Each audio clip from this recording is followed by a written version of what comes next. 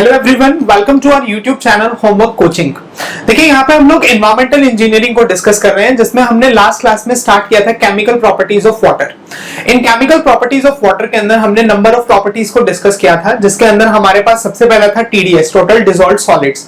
Then हमने discuss किया chloride content, उसके बाद में थर्ड आया हमारे पास में nitrogen content, blue baby disease वाला, और इसके अलावा एक हमने डिस्कस किया था फ्लोराइड कंटेंट। राइट, आज हम लोग उसी लेक्चर को आगे बढ़ाते हुए जो हमारा पिछला टॉपिक था केमिकल प्रॉपर्टीज या chemical parameters of raw water, उसी को आगे बढ़ाते हुए हम लोग आगे बात करेंगे। जो नेक्स्ट प्रॉपर्टी आएगी मेरे पास, इनफैक्ट जो फिफ्थ नंबर ऑफ प्रॉपर्टी है, दिस इज पीएच। देखिए आज का जो लेक्चर है, this lecture is going to be very important from examination point of view, क्योंकि यहाँ पे हम लोग आज कोशिश करेंगे पीएच और एल्कालिनिटी को कवर करने की। देखते हैं कितना हो पाता है। तो इसमें बेसिकली तीन प्रॉपर्टीज ऐसी हैं जो एक दूसरे के साथ में इंटर रिलेटेड हैं, पीएच, एल्कालिनिटी और एल्कालिनिटी के बाद में हार्डनेस। अगर एक भी प्रॉपर्टी समझ में नहीं आई तो हम बाकी प्रॉपर्टीज के साथ में इसे रिलेट करके नहीं चल सकते। तो कोशिश कीजिए इसको स्टार्टिंग से ही समझने की, जिसमें हम लोग सबसे पहले शुरुआत कर रहे हैं फिलहाल पीएच से। अब देखिए पीएच सिंपल सी लैंग्वेज में होता क्या है। पीएच बोलता है, ये क्या करता है, हाइड्रोजन आयंस की कंसंट्रेशन को मेजर करने के लिए यूज करते हैं। तो बेसिकली पीएच क्या है, ये it is a measure of potential of hydrogen ions concentration present in A solution. एक गिवन सॉल्यूशन में कितने मोल्स बोल लो, कितनी कंसंट्रेशन हाइड्रोजन आयंस की प्रेजेंट है, वो रिप्रेजेंट करता है मेरे पास में पीएच। तो पीएच की सबसे पहले तो डेफिनेशन से ही शुरुआत करते हैं। डेफिनेशन बोलता है it is the measure of potential की बजाय आप पावर भी लिख सकते हो, potential of hydrogen ions concentration present in solution. अगर पीएच ऑफ वाटर की बात आएगी तो यहाँ पे सॉल्यूशन की बजाय आप वाटर भी लिख सकते हैं। ठीक है, अब पीएच के लिए हम लोग जैसे बचपन से पढ़ते हैं, जो केमिस्ट्री में हम लोगों ने पढ़ना स्टार्ट किया था जब से पीएच को, तो हमने हमेशा पढ़ा है pH is negative logarithm of hydrogen ions. PH is negative logarithm of hydrogen ions. Right, अब अगला पॉइंट अगर मैं बात करता हूं तो अगला पॉइंट ये बोलता है पीएच वैल्यू जितनी कम होती है, पीएच वैल्यू जितनी कम होगी, हमारा जो सॉल्यूशन होगा वो उतने ज्यादा एसिडिक नेचर का होगा। या आप ये बोल सकते हो कि बेसिकली पीएच वैल्यू अगर कम होगी तो वो एसिडिक नेचर को इंडिकेट करता है, और पीएच वैल्यू अगर ज्यादा होती है तो वो बेसिक नेचर को इंडिकेट करता है। जैसे फॉर एग्जांपल पीएच की वैल्यू 0 से 7 के बीच में जब होती है तो ये रिप्रेजेंट करता है एसिडिक नेचर को। अगर हम पानी का केस लेते हैं तो एसिडिक नेचर ऑफ वाटर। अगर पीएच वैल्यू एग्जैक्टली 7 के इक्वल है, then this will be equal to neutral। और अगर pH वैल्यू मेरे पास में greater than 7 but less than 14 होगी तो इसी को नाम दिया जाएगा अल्कालिन नेचर या फिर basic nature of water. Right, अब ये तो समझ में आते हैं पॉइंट्स कि पीएच के बेसिस पे ये तो हमें रटा दिए गए थे बचपन से ही, और हमने अच्छे से रट लिए, उनसे काम चल जाता है। मेरे पास में क्वेश्चन ये है कि पीएच वैल्यू अगर कम होगी, देखो पीएच की मेजरमेंट किसकी टर्म्स में है, हाइड्रोजन आयंस की टर्म्स में। पीएच वैल्यू कम होने का मतलब क्या है फिर, देखिए यहां पे है negative logarithm. Right, negative logarithm. अब साथ में अगर मैं हाइड्रोजन आयंस की बात करता हूं, देखो एक छोटा सा एक एग्जांपल लेके मैं बात कर रहा हूं। मेरे पास में एक सॉल्यूशन है जिसका हाइड्रोजन आयंस की कंसंट्रेशन है 10⁻²। ठीक है, दूसरा एक सॉल्यूशन है जिसमें हाइड्रोजन आयंस की concentration let us suppose 10⁻8 moles per litre. अब देखो इन दोनों का अगर हम पीएच कैलकुलेट करते हैं, अगर मैं इस वाले पार्ट का पीएच कैलकुलेट करूं तो ये क्या बनेगा, माइनस लॉगरिथम ऑफ 10⁻²। तो आपके पास में यहां से पीएच आ गया इसका 2, और सेम ऐसे ही इसका पीएच कितना आएगा, इसका पीएच आ जाएगा 8। तो देखो अब 10⁻² वाले का पीएच आया 2, 10⁻8 वाले का पीएच आया 8। दोनों में से अगर मैथमेटिकली देखें तो 10⁻² जो है जिस विल बी 0.01, राइट, और 10⁻8 कितना होगा, 0.0000। इस तरीके से आपके पास में आएगा, तो ऑब्वियसली ये बिगर होगा। अब जितने ज्यादा हाइड्रोजन आयंस की कंसंट्रेशन ज्यादा है, पीएच वैल्यू उतनी कम मिलेगी। और पीएच वैल्यू अगर मेरे पास में कम आएगी तो इनडायरेक्टली वो पानी के नेचर को मैंने क्या बताया कि पीएच वैल्यू जितनी कम होगी वो उतना ज्यादा एसिडिक नेचर को इंडिकेट करता है, राइट। तो अगला पॉइंट अगर मैं यहीं पे लिखना चाहूं तो मैं ये पॉइंट भी लिख सकता हूं, lower value of pH represents acidic nature, higher acidic nature of water,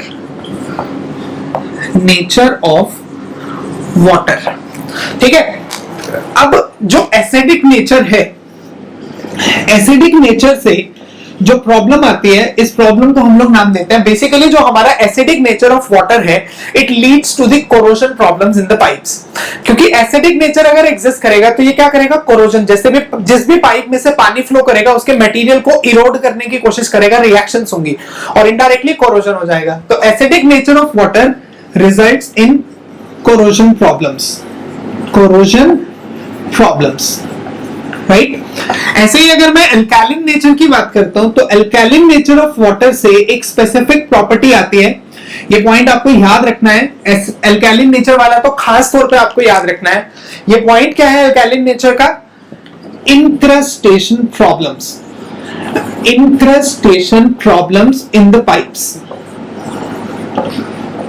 the pipe. अब इंक्रस्टेशन प्रॉब्लम्स क्या होते हैं, देखो इंक्रस्टेशन प्रॉब्लम्स का मतलब है सॉल्ट का सेटल डाउन होना, जमना, जिसको हम लोग कॉमन लैंग्वेज में बोलते हैं सिल्टिंग। अब देखो पानी के अंदर अगर कुछ सॉल्ट प्रेजेंट है इन टर्म्स ऑफ अल्कालिनिटी, तो ये क्या करेंगे, अगर जैसे ये पाइप है इसमें से फ्लो होंगे तो इसके क्रॉस सेक्शन में सेटल डाउन करने की कोशिश करेंगे और सेटलमेंट के टाइम में जैसे जैसे ये सेटलमेंट होते जाएंगे, जो हमारा पाइप का जो क्रॉस सेक्शन है ये रिड्यूस होता जाएगा और indirectly discharge carrying capacity of the pipe network decrease हो जाएगी। तो उसके बेसिस पे अल्कालिनिटी से इंक्रस्टेशन प्रॉब्लम्स आती है और इंक्रस्टेशन प्रॉब्लम्स का मतलब है सॉल्ट पार्टिकल्स का जमना, जिसकी वजह से जो हमारे पाइप नेटवर्क्स हैं इसकी डिस्चार्ज कैपेसिटी रिड्यूस हो जाती है, राइट।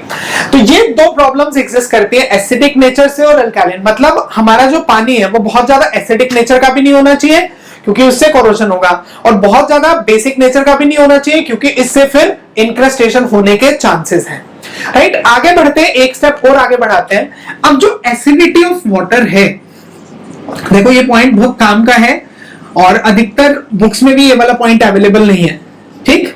एसिडिटी ऑफ वाटर जो है इसको हम लोग दो पार्ट्स में क्लासिफाई करते हैं। एसिडिटी ऑफ वाटर जो है हमारे पास में, इसको हम लोग दो पार्ट्स में क्लासिफाई करते हैं। एक है मेरे पास में मिनरल एसिडिटी और इसके अलावा दूसरी आती है carbonic acidity.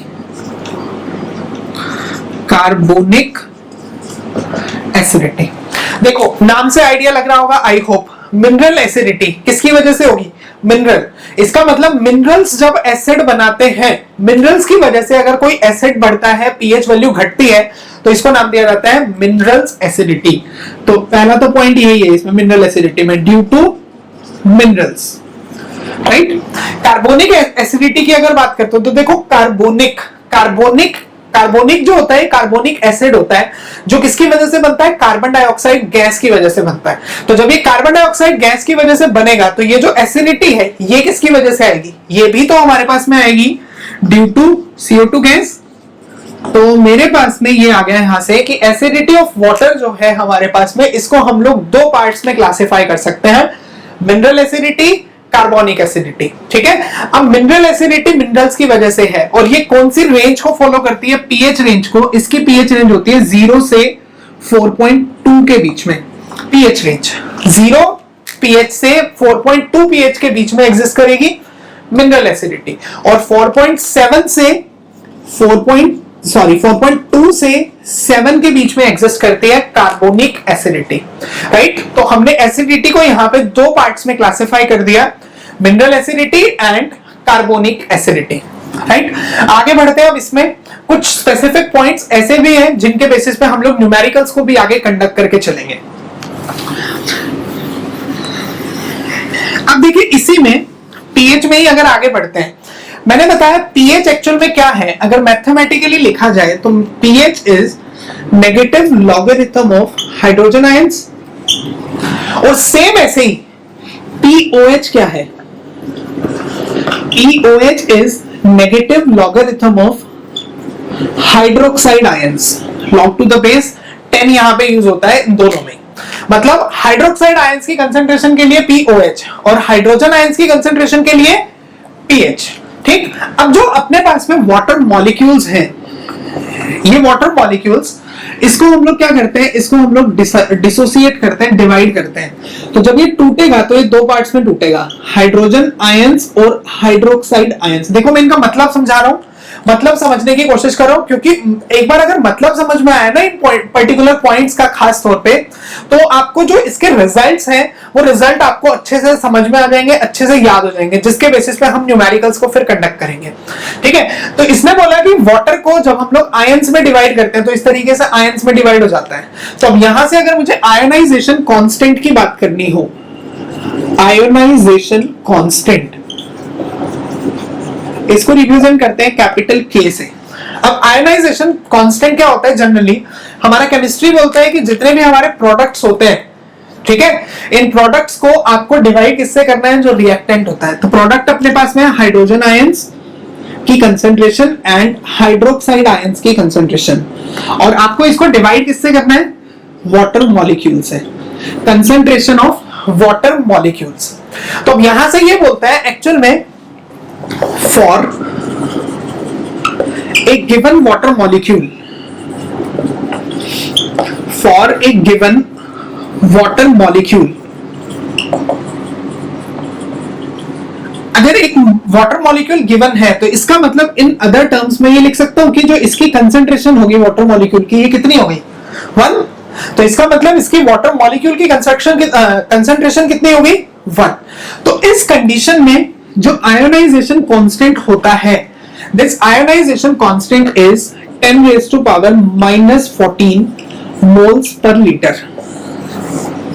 Ionisation constant is 10 raised to power -14 moles per liter. अगर मैं यहां पे पुट करता हूं इसको, तो मैंने K की जगह पे क्या पुट किया? 10 raised to power -14, hydrogen ions as it is, OH ions as it is, divided by 1। तो मैं यहां से ये लिख सकता हूं कि product of hydrogen ions and hydroxide ions, product of hydrogen ions and hydroxide ions will be equal to 10 raised to power -14 moles per liter. This point is we are going to use this in the numericals. This is a very important point. Concentration of hydrogen ions and hydroxide ions का जो भी product होगा वो product हमेशा किसके equal आएगा? That product will always be equal to 10 raised to power -14, और इसकी जो यूनिट्स रहेंगी, these units will be moles per liter. ठीक, अब एक तो ये पार्ट था कंसंट्रेशन का। ऐसे ही अब मुझे एक रिलेशन बताना है कि पीएच और पीओएच में क्या रिलेशन होगा। मतलब मुझे ये तो पता लग गया कि इनका प्रोडक्ट इसके इक्वल है। नाउ अब आपको बताना है कि जो हमने पीएच और पीओएच पढ़ा है, इन दोनों में क्या रिलेशन एग्जिस्ट करता है। देखो मैंने पढ़ा pH is negative logarithm of 10 raised to power hydrogen ions. तो यहां से अगर मुझे हाइड्रोजन आयंस की कंसंट्रेशन कैलकुलेट करनी हो तो मैं ये लिख सकता हूं, देखो नेगेटिव इधर आ जाएगा। जब भी हम लोग एंटी लॉग लेते हैं तो वो एंटी लॉग किसके इक्वल आता है? बेसिकली 10 raised to power में आ जाएगा इसमें, तो ये क्या बन गया? 10 raised to power -pH, right. Same ऐसे ही अगर हम हाइड्रोक्साइड आयंस की बात करेंगे, सिमिलरली वो किसके इक्वल बनेगा? 10 raised to power -pOH, 10 raised to power -pOH। ये हो गई equation 1, this is equation 2। Equation 1 को 2 से मल्टीप्लाई कर दो, तो equation 1 into 2 hydrogen ions into hydroxide ions, 10 raised to power -pH into 10 raised to power -pOH। देखो अब आगे, अब देखिए पावर बेस हमारे पास सेम है तो पावर्स दोनों की ऐड हो जाएंगी। ये बन गया आपके पास 10 raised to power -pH plus POH, right. और ये किसके इक्वल था? इन दोनों का प्रोडक्ट अभी हमने क्या पढ़ा? 10 raised to power -14।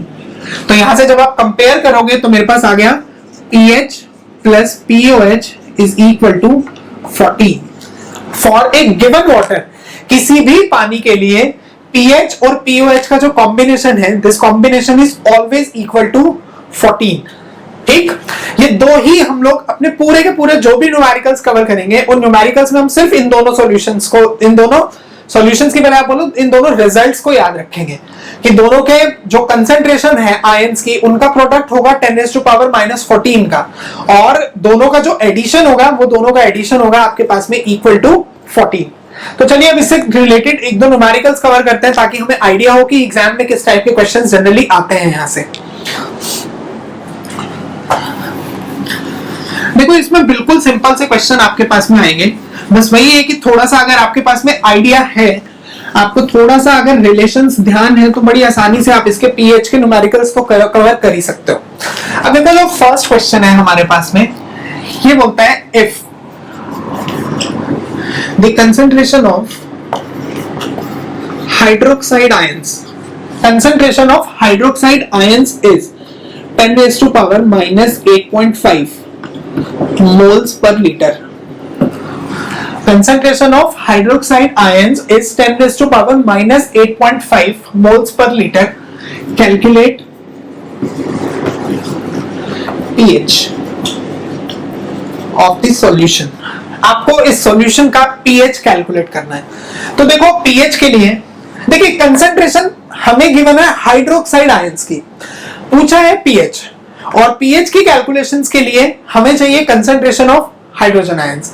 अब इसको करने के दो तरीके हैं। देखो पहला तरीका क्या बोलता है, पहला तरीका ये बोलता है कि हाइड्रोजन आयंस की कंसंट्रेशन यहां से कैलकुलेट कर सकते हैं, क्योंकि मुझे पता है हाइड्रोजन आयंस और हाइड्रोक्साइड आयंस का प्रोडक्ट 10⁻⁻14 के इक्वल है, एक तरीका। दूसरा तरीका ये बोलता है कि OH आयंस का यूज करके हम लोग POH तो कैलकुलेट कर सकते हैं ना, और एक बार अगर POH मिल गया तो फिर तो कोई प्रॉब्लम आएगी नहीं, क्योंकि pH और POH में भी रिलेशन हमें पता है। तो पहले एक काम करते हैं, किसी भी एक सॉल्यूशन से, मतलब किसी भी एक वे से आप अपने क्वेश्चन को सॉल्व कर सकते हो। जो पहला फर्स्ट मेथड है, जैसे आसान लगे, मैं एक बार ये वाला क्वेश्चन आपको दोनों से बताता हूं, जैसे आसान लगे वैसा यूज करो, दोनों ही वैसे तो इजी है, कुछ ज्यादा मुश्किल नहीं है। हाइड्रोक्साइड आयंस की कंसंट्रेशन है 10⁻⁻8.5 मोल्स पर लीटर, राइट। आपको बताना क्या है, आपको सबसे पहले pH कैलकुलेट करना है, तो pH से पहले काम करते हैं, POH कैलकुलेट करते हैं। Now what is POH? Negative logarithm of hydroxide ions. तो negative logarithm as it is, hydroxide ions कितना बना 10⁻⁻8.5, log 10 की वैल्यू बेटा 1 होती है, और जो पावर है वो आगे आ जाती है, तो यहां पे आपके पास में POH कितना आ गया 8.5, राइट।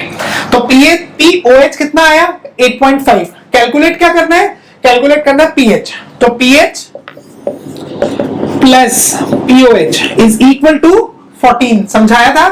तो POH अगर 8.5 है तो pH कितना आएगा 14 minus POH, and this is 8.5।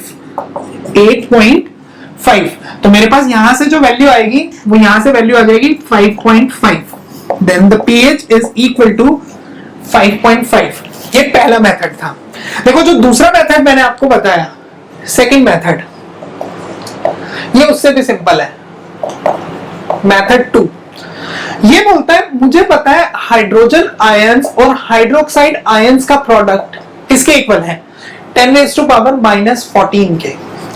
OH ions 10⁻⁻8.5, तो hydrogen ions into 10⁻⁻8.5 equal to 10⁻⁻14। तो हाइड्रोजन आयंस कैलकुलेट करेंगे, दिस विल बी 10⁻⁻14 अपॉन 10⁻⁻8.5। इसको जब आप सॉल्व करोगे तो वैल्यू आपके पास में आएगी -5.5। अब हाइड्रोजन आयंस पता लग गए, ये पावर बस ऐड ही तो करनी है और कुछ थोड़ी करना है। हाइड्रोजन आयंस आ गए। अब इसके बाद में pH नेगेटिव लॉगरिथम ऑफ 10⁻⁻5.5, तो pH वैल्यू यहां से मेरे पास आ गई 5.5। देखो सेम आंसर दोनों मेथड से, जो मेथड आसान लगे उससे करो, ऐसा तो कुछ है नहीं कि इस मेथड से करना है या उस मेथड से करना है, राइट। बस आपको मेनली दो रिलेशन याद रखने हैं, दोनों का प्रोडक्ट 10⁻⁻14 और दोनों का addition pH plus POH equal to 14 होना चाहिए, राइट।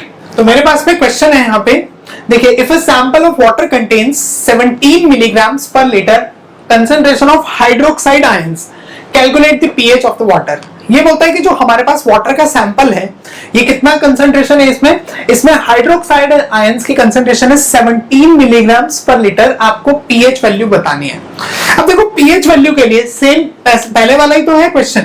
पीएच के लिए हमें चाहिए negative logarithm of hydroxide ions, ठीक है, और हाइड्रोक्साइड हाइड्रोजन आयंस, और हाइड्रोजन आयंस और हाइड्रोक्साइड आयंस में हमें रिलेशन पता है, ठीक है। तो अगर आप ऐसे ही करेंगे सॉल्व तो ये क्वेश्चन यहां पे गलत हो जाएगा, ठीक है। हमेशा ध्यान रखना जब भी हम इस फॉर्मूले में वैल्यूज पुट करेंगे तो हमारे पास में ये जो हाइड्रोजन आयंस है इनकी यूनिट्स होनी चाहिए मोल्स पर लीटर में, moles per litre. But actual में जो कंसंट्रेशन मुझे गिवन है ऊपर, ये मोल्स पर लीटर में नहीं दे रखी है, ये मुझे किसके टर्म्स में गिवन है, मिलीग्राम्स पर लीटर के टर्म्स में, राइट। तो चेंज करना पड़ेगा ना इसको। तो अब इसको चेंज करने के लिए नंबर ऑफ मोल्स, केमिस्ट्री हमें बोलती है कि नंबर ऑफ मोल्स कैसे कैलकुलेट होंगे। नंबर ऑफ मोल्स के लिए आपको लेना पड़ेगा given concentration divided by molecular weight, given concentration divided by molecular weight. अब गिवन कंसंट्रेशन है 17 मिलीग्राम्स, ठीक है। मॉलिक्यूलर वेट की अगर बात करें तो मॉलिक्यूलर वेट है हाइड्रोक्साइड आयंस का। अब ऑक्सीजन का होता है 16 एटॉमिक वेट, हाइड्रोजन का 1, तो 16 प्लस 1। लेकिन बेटा ये जो होता है ना, ये हमेशा होता है ग्राम्स में मॉलिक्यूलर वेट, लेकिन गिवन कंसंट्रेशन किसके टर्म्स में गिवन है, मिलीग्राम्स में। तो इसको भी किस में कन्वर्ट करना पड़ेगा, ग्राम्स में। तो ग्राम्स में कन्वर्ट करने के लिए 10⁻³ से मल्टीप्लाई किया। अब इसको सॉल्व करो तो number of moles of hydroxide ions, देखो 17 से 17 तो कैंसिल हो जाएगा, कितना बन गया 10⁻³ मोल्स पर लीटर। अब हाइड्रोक्साइड आयंस के अगर मोल्स पता लग गए तो hydrogen ions into hydroxide ion is equal to 10⁻⁻14। ये वाली वैल्यू है 10⁻⁻3। तो इसको सॉल्व करोगे तो यहां से हाइड्रोजन आयंस की जो कंसंट्रेशन आएगी आपके पास में, वो हाइड्रोजन आयंस की कंसंट्रेशन आ जाएगी -11 मोल्स पर लीटर। अब तो हम लोग इस रिलेशन को यूज कर सकते हैं ना। तो रिलेशन मुझे ये बोलता है आगे पीएच वैल्यू में, this pH will be equal to negative logarithm of 10⁻⁻11। तो इसको सॉल्व करेंगे जब आप, तो यहां से पीएच आ गया सॉल्यूशन का 11। इस तरीके से ये वाला क्वेश्चन सॉल्व होगा। तो ध्यान रखना, देखो पिछले वाले क्वेश्चन में मुझे moles per litre directly given था, तो सॉल्व करने में कोई प्रॉब्लम नहीं हुई। यहाँ पे मुझे मोल्स पर लीटर गिवन नहीं था, यहाँ पे मुझे कंसंट्रेशन गिवन है मिलीग्राम्स पर लीटर की फॉर्म्स में। जैसे हम लोग अभी तक पढ़ते आए हैं कि मेजरमेंट यूनिट्स क्या होती हैं, उसके बेसिस पे इसको आपको कंसिडर करना है, ठीक है। आगे बढ़ते हैं, एक छोटा सा क्वेश्चन और कंसिडर करेंगे, उसके बाद में हम लोग आगे इसी में आगे फिर डिस्कशन स्टार्ट कर देंगे।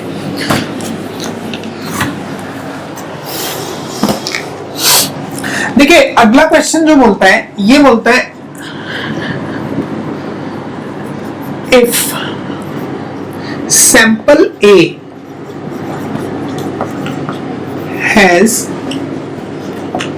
pH of 3, pH of 7 and sample B has pH equal to 5. Sample A has pH of 7 and sample B has pH of 5. This sample A of 300 ml is mixed with sample B of 700 ml. Sample A को 300 ml volume के sample को हमने 700 volume के sample B के साथ में mix कर दिया, ठीक है। तो what will be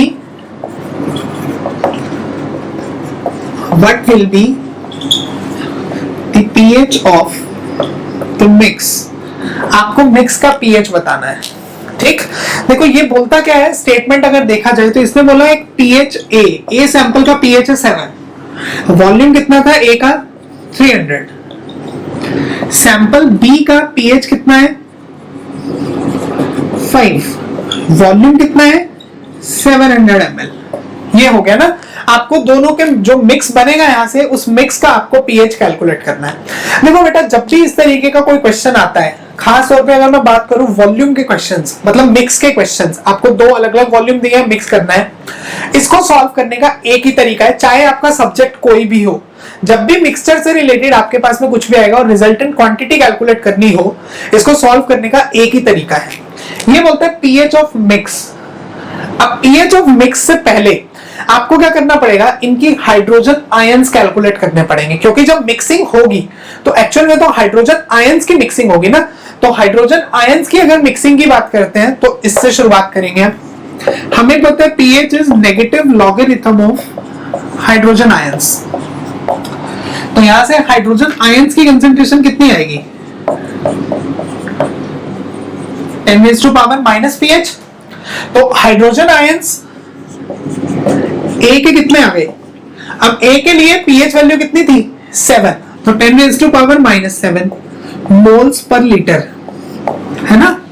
ऐसे ही हाइड्रोजन आयंस बी के कितने आ जाएंगे, अब बी के लिए अपने पास में पीएच कितना दे रखा है, 5, तो 10⁻⁻5 मोल्स पर लीटर, ये बन गया।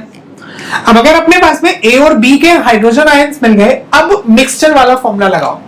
ये बोलते हैं hydrogen ions of the mix will be equal to volume of A into hydrogen ions of A plus volume of B into hydrogen ions of B divided by total volume.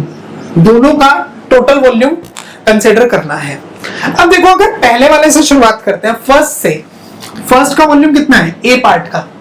A part का अपने पास में volume अगर मैं बात करता हूं, ये है 300।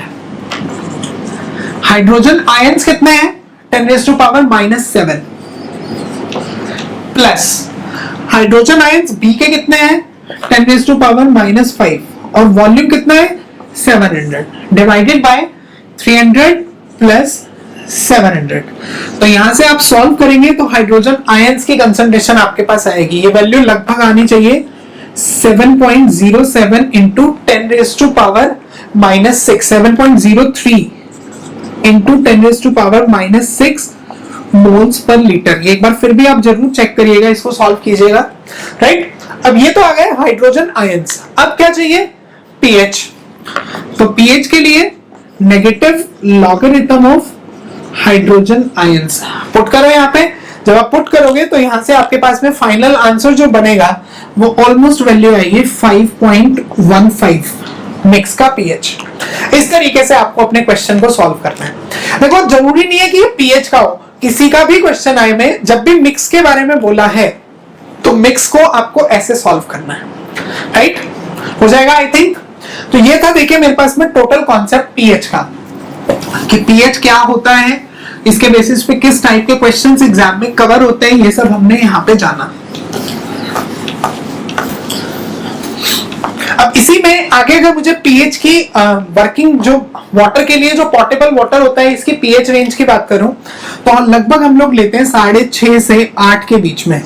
कुछ लोग 6.5 से 8.3 भी लिख देते हैं, 8.5 भी लिख देते हैं, बट ऑन एन एवरेज 6.5 से 8 के बीच में हम लोग जनरली जो पीएच ऑफ वाटर है इसको कंसीडर करते हैं, जो हमारे ड्रिंकिंग या फिर रॉ वाटर पर्पस में हम लोग इसको यूज कर सकते हैं, राइट।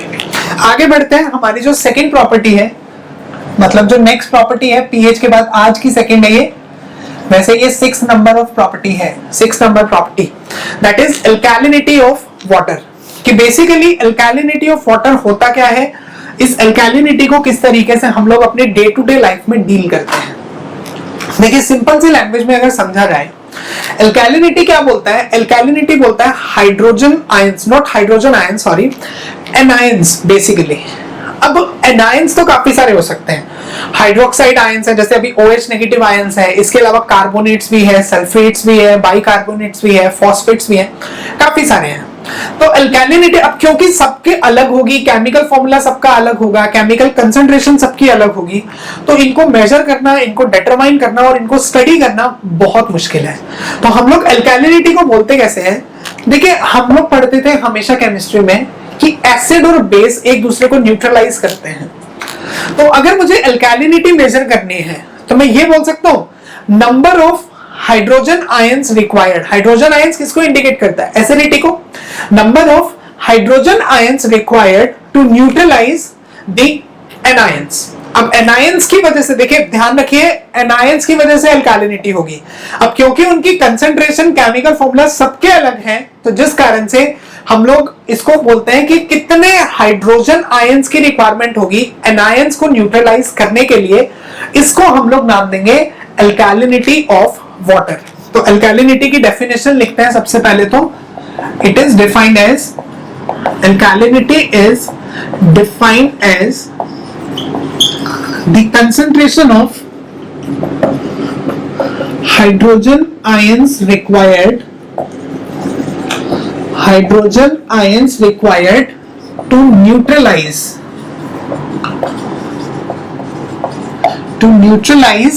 the anions। और anions कौन कौन से होंगे? anions होंगे मेरे पास में हाइड्रोक्साइड्स, हाइड्रोक्साइड्स के साथ कार्बोनेट्स, कार्बोनेट्स के साथ bicarbonates, sulphates, phosphates, nitrates and so on. इन तीनों में से, मतलब ये जो काफी सारे हैं, इन सब में से हम इन तीनों को मेजर अल्कालिनिटी लेके चलते हैं। और इनफैक्ट हम लोग जितने भी क्वेश्चंस करेंगे, चाहे उसमें मेंशन हो चाहे ना हो, हम सिर्फ इन तीनों को ही कैलकुलेट करते हैं, क्योंकि यही मेजर सोर्सेज हैं अल्कालिनिटी के। ठीक है, तो इन एनायंस को न्यूट्रलाइज करने के लिए कितने हाइड्रोजन आयंस की रिक्वायरमेंट पड़ी, उन हाइड्रोजन आयंस की कंसंट्रेशन को हमने नाम क्या दिया? उनको हमने नाम दिया अल्कालिनिटी। राइट, आगे अगर मैं नेक्स्ट पॉइंट इसी में बोलता हूं, तो नेक्स्ट पॉइंट ये बोलता है कि जो हमारे पास में अल्कालिनिटी है, इस अल्कालिनिटी को हम लोग आगे बांट सकते हैं नंबर ऑफ पार्ट्स में। Classification of alkalinity, classification of alkalinity. Alkalinity को हम लोग बांटते हैं 3 पार्ट्स में। पहला है कास्टिक अल्कालिनिटी, कास्टिक अल्कालिनिटी। कास्टिक के बाद में जो नेक्स्ट है हमारे पास में कार्बोनेट अल्कालिनिटी, कार्बोनेट अल्कालिनिटी। एंड जो थर्ड है मेरे पास में, दिस इज बाइकार्बोनेट अल्कालिनिटी। 3, क्योंकि मेजर हमने 3 ही रखे हैं, ये तीनों, तो इनकी वजह से है। कास्टिक अल्कालिनिटी किसकी वजह से होगी? पहले वाले की वजह से, ड्यू टू हाइड्रोजन आयंस। ठीक है, कार्बोनेट्स, नाम से ही पता चल रहा है, कार्बोनेट अल्कालिनिटी किसकी वजह से होगी? Due to CO3 negative carbonate ions. Bicarbonate alkalinity किसकी वजह से होगी? बाइकार्बोनेट होगा ड्यू टू HCO3 नेगेटिव। तो इस तरीके से हम लोग हमारी अल्कालिनिटी को क्लासिफाई कर सकते हैं in terms of caustic, carbonate and bicarbonate alkalinity. आगे बढ़ता हूं, एक स्टेप आगे, वो है कि क्या क्या इंपैक्ट्स हो सकते हैं अल्कालिनिटी के। Impacts of alkalinity. अब देखिए, अल्कालिनिटी की वजह से इफेक्ट क्या आते हैं। सबसे पहला इफेक्ट अगर हम बात करें, अभी हमने क्लास की स्टार्टिंग में थोड़ी देर पहले ही डिस्कस किया है, अल्कालिनिटी की वजह से, बेसिक नेचर ऑफ वाटर की वजह से कौन सी प्रॉब्लम आती है? वो प्रॉब्लम क्या बताई थी अभी? इंक्रस्टेशंस ऑफ इन पाइप्स। तो पहला तो यही है, इंक्रस्टेशन इन द पाइप नेटवर्क्स। ठीक है, this is first impact. Second अगर हम बात करते हैं, तो सेकंड ये बोलता है it impacts hardness to water, hardness to water. अब जिनको हार्डनेस का आइडिया है, ठीक है, वो तो समझ सकते हैं कि जब ये कार्बोनेट्स, बाइकार्बोनेट्स, सल्फेट्स, फॉस्फेट्स, जब भी ये कैल्शियम मैग्नीशियम के साथ रिएक्ट करते हैं तो हार्डनेस बनाते हैं। ठीक है, जिनको अभी नहीं आइडिया है, हम लोग आगे कवर करेंगे अपने हार्डनेस। इससे अगली प्रॉपर्टी हार्डनेस ही होगी, जिसको हम लोग डील करेंगे और रिलेट करेंगे इनके साथ में। ठीक, अब देखो तीसरा पॉइंट में इसमें ये लिख सकता हूं, अल्कालिनिटी से पीएच वैल्यू पे क्या इफेक्ट पड़ेगा? पीएच वैल्यू बढ़ेगी, तो it increases pH value of water. ये पानी के पीएच वैल्यू को बढ़ाता है। फोर्थ पॉइंट, अब फोर्थ पॉइंट अगर बात करते हैं, तो फोर्थ पॉइंट ये बोलता है it adds bitter taste to water. ये पानी के टेस्ट को कड़वा करता है, bitter taste to water. Right, ये है आपके पास में टोटल इंपैक्ट्स ऑफ अल्कैलिनिटी की, जो हमारा ड्रिंकिंग वाटर होगा, जो पानी पीने लायक होगा, उस पे अल्कैलिनिटी का किस तरीके से इंपैक्ट अफेक्ट पड़ने वाला है। ठीक है, तो अब देखो यहाँ पे तो अभी हमने बात किया है सिर्फ अल्कैलिनिटी होती क्या है, अल्कैलिनिटी को कैसे हम लोग क्लासिफाई कर सकते हैं, अल्कैलिनिटी के लिए कौन कौन से इंपैक्ट आने वाले हैं, ये सब हमने बात किया। अब इसी में अगर मैं एक पॉइंट और आगे बढ़ता हूं कि इन अल्कैलिनिटी को हम कैसे कैलकुलेट करते हैं, मैं मेजरमेंट की बात नहीं कर रहा हूं, मेजरमेंट की बात हम लोग नेक्स्ट क्लास में करेंगे अल्कैलिनिटी के। उसी में हम लोग जो 3 अल्कैलिनिटीज मैंने अभी आपको बताई ना, इनके रिलेशंस को भी डिस्कस करेंगे साथ ही साथ। ठीक है, अभी मैं सिर्फ और सिर्फ इसकी बात करो कैलकुलेशंस की, कैलकुलेशंस ऑफ अल्कैलिनिटी।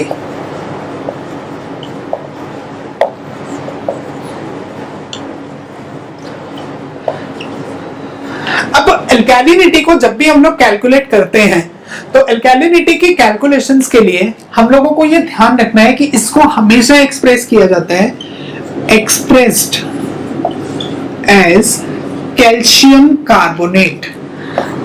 अल्कैलिनिटी को हमेशा हमेशा हमेशा एक्सप्रेस किया जाएगा कैल्शियम कार्बोनेट्स के टर्म्स में। देखिए जेईई लेवल पे बिल्कुल सिंपल से इससे क्वेश्चन आते हैं। अगर मैं गेट लेवल तक की बात करता हूं तो कई बार नॉर्मेलिटी के कॉन्सेप्ट भी पूछे जाते हैं, बट हमारे पास में जो अभी हम लोग जिस लेवल को लेके स्टडी कर रहे हैं उसमें आपको जितना करा रहा हूं वो सफिशिएंट है, इसके अलावा बहुत ज्यादा एक्स्ट्रा करने की जरूरत नहीं है इसमें। ठीक है, उसी से आपके अल्कैलिनिटी से रिलेटेड न्यूमेरिकल्स भी कवर हो जाएंगे जो हमारे जेईई लेवल तक आते हैं जनरली। अब देखो मैंने बोला कि अल्कैलिनिटी को हम एक्सप्रेस कैसे करेंगे, इसको एक्सप्रेस करेंगे कैल्शियम कार्बोनेट के टर्म्स में। अब कैल्शियम कार्बोनेट्स के टर्म्स में एक्सप्रेस करते हुए हम लोग इसको फॉलो करते हैं 3 पार्ट। ये जो मैंने आपको बताया कि एक्सप्रेस करते हैं कैल्शियम कार्बोनेट्स के टर्म्स में, इसको हम लोग टोटल 3 स्टेप्स के अंदर कवर करते हैं। जो पहला स्टेप है, पहले स्टेप में हम कैलकुलेट करते हैं इसमें इक्विवेलेंट वेट, इक्विवेलेंट वेट। अब इक्विवेलेंट वेट कैसे आता है, इक्विवेलेंट वेट होता है molecular weight upon valency. Molecular weight को जब आप वैलेंसी से डिवाइड करेंगे तो आपके पास में आएगा इक्विवेलेंट वेट। डोंट वरी, सब कुछ क्वेश्चन में गिवन होता है, मॉलिक्यूलर वेट भी गिवन होगा, वैलेंसी भी गिवन होगी, सब कुछ गिवन होगा। आपको इनमें से ऐसा कुछ भी याद करने की जरूरत नहीं है, सिर्फ फॉर्मूला याद करोगे ना काम चल जाएगा। अब इक्विवेलेंट वेट के बाद में, ये तो होगा फर्स्ट पॉइंट, फिर आपको कैलकुलेट करना है gram equivalent. Next will be gram equivalent. अब ग्राम इक्विवेलेंट कैसे आएगा, ग्राम इक्विवेलेंट के लिए हम लोग लेते हैं यहां से, देखो मॉलिक्यूलर वेट अपॉन वैलेंसी से इक्विवेलेंट वेट आया। अब गिवन वेट जो होगा, इस गिवन वेट को आप डिवाइड किससे करेंगे, आप डिवाइड करेंगे इसको इक्विवेलेंट वेट से। इक्विवेलेंट वेट से। थर्ड पार्ट, देखो हमें कभी भी 2 कंपाउंड्स को अगर रिलेट करना होता है ना, तो हम 2 कंपाउंड्स को रिलेट ना तो उसको इक्विवेलेंट वेट की टर्म्स में कर सकते हैं, ना गिवन कंसंट्रेशन की टर्म्स में कर सकते हैं। हम हमेशा इसको इक्वेट करते हैं ग्राम इक्विवेलेंट की टर्म्स में। तो इसका मतलब क्या हुआ, इसका मतलब हुआ gram equivalent of 1 compound, gram equivalent of 1 compound is equal to gram equivalent of second compound, equivalent of second compound. देखो इसको समझने की कोशिश करो, इनका मतलब क्या है। एक एग्जांपल से मैं इसको समझाना चाहूंगा आपको। लेट अस सपोज ये बोलता है कि आपको कन्वर्ट करना है, you have to convert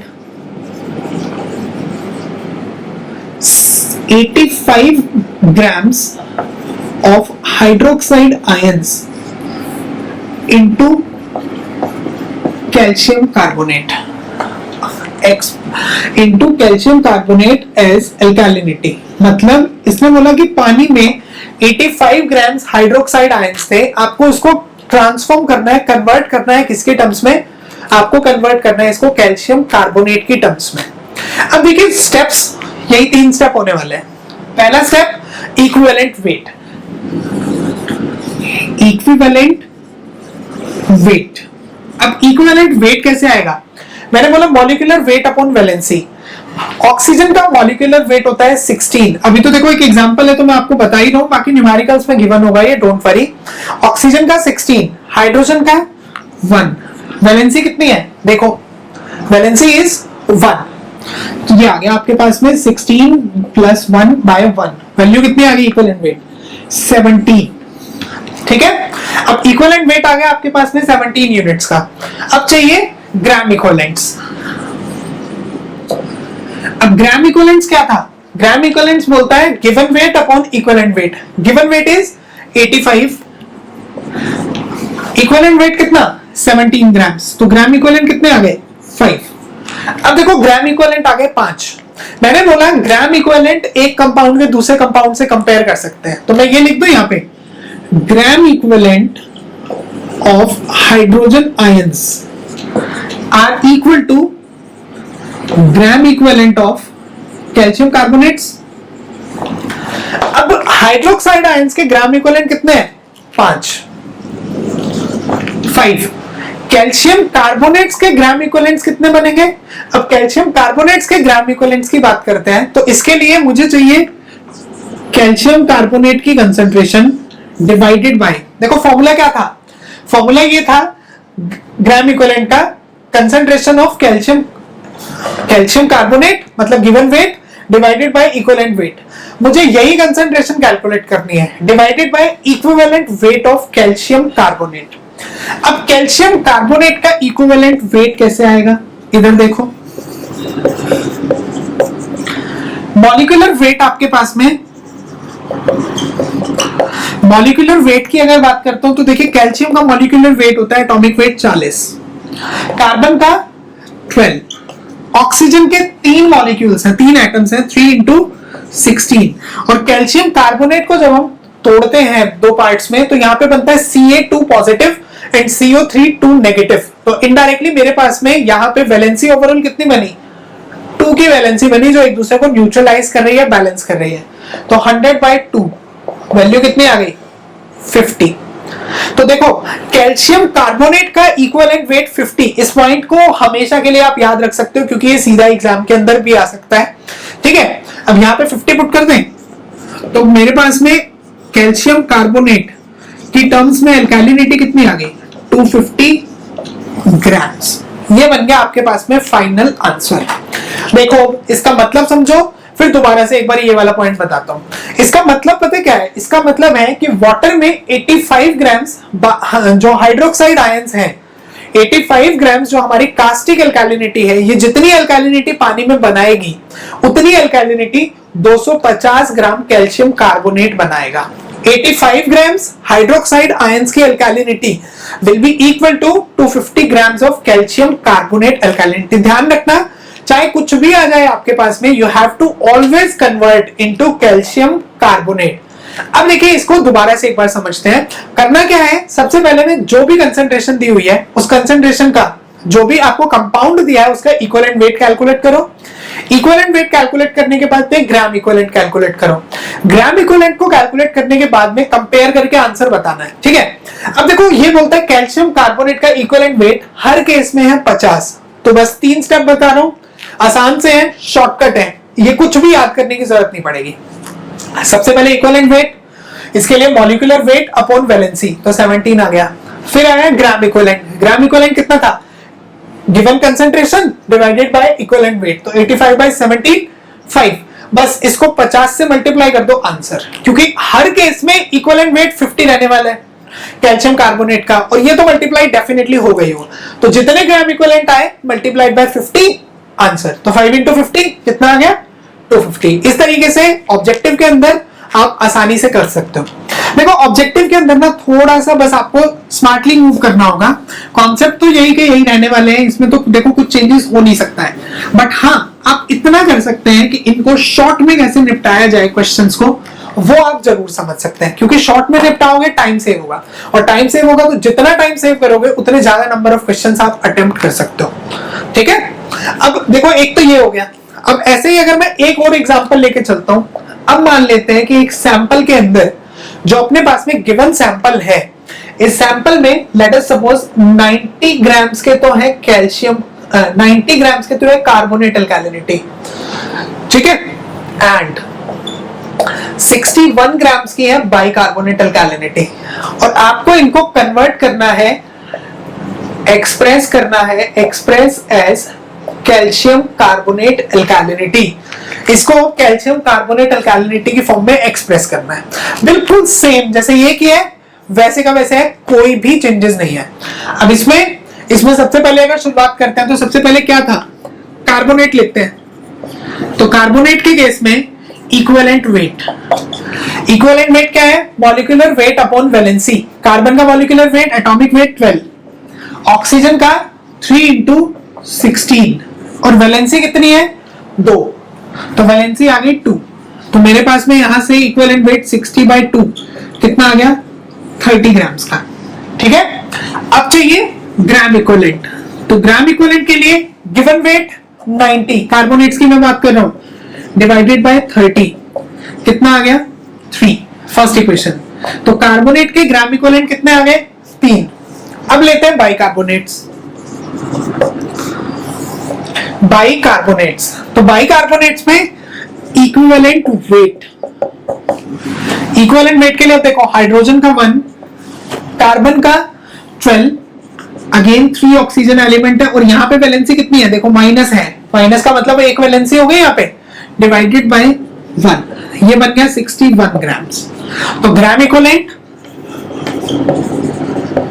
gram equivalents कितने आ गए 61, तो ये है अवेलेबल भी 61 है, तो 61/61 1 ग्राम इक्विवेलेंट। तो टोटल वैल्यू कितनी बनी अब, तो टोटल अगर मुझे कैलकुलेट करना हो टोटल ग्राम इक्विवेलेंट्स, ये बना आपके पास में 3 + 1 = 4। आपको कैलकुलेट क्या करना है, आपको कैलकुलेट करना है इसी को एक्सप्रेस करना है किसके टर्म्स में, कैल्शियम कार्बोनेट के टर्म्स में। तो कैल्शियम कार्बोनेट की टर्म्स में मैंने बताया टोटल जितने आएंगे उसको किससे मल्टीप्लाई करना है 50 से। Answer 200 grams expressed as calcium carbonates.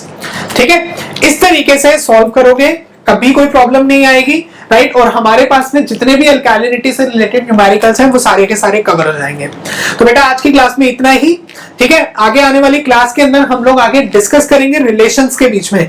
Relations कौन कौन से होंगे हमारे पास में, कार्बोनेट्स, बाइकार्बोनेट्स और हाइड्रोजन आयंस में रिलेशन क्या है। और इसी के साथ में हम लोग हमारे next concept, next property, that means जो हमारी अगली प्रॉपर्टी होगी हार्डनेस, उससे डील करेंगे। तब तक के लिए अगर आपको ये लेक्चर आज का अच्छा लगा, please like the video, comment on the video and share with your friends and subscribe the channel if you haven't done yet. Thank you.